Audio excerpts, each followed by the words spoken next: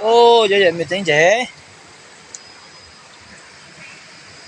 Cậu chị cái chính trị cho chị cậu ơi YouTube Có sư.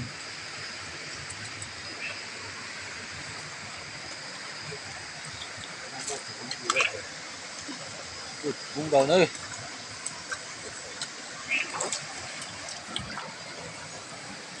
ui cái này lắm à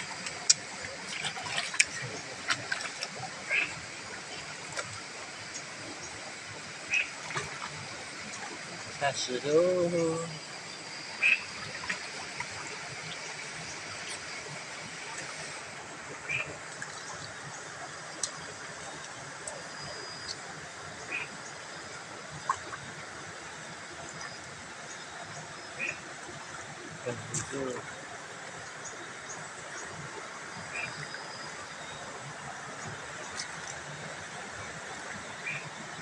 Là tôi xin sáng thì hỏi luôn thôi đấy.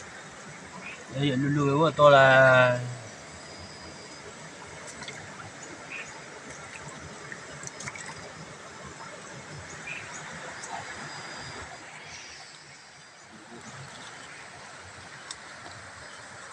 có cho lúc khang lô.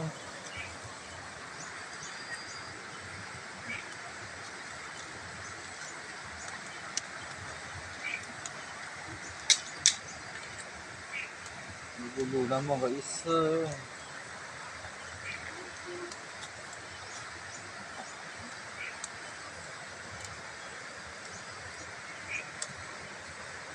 về đến giờ tới lúc hàng tới lễ phát chu dọc cửa ra khóa rồi thế Thế cháu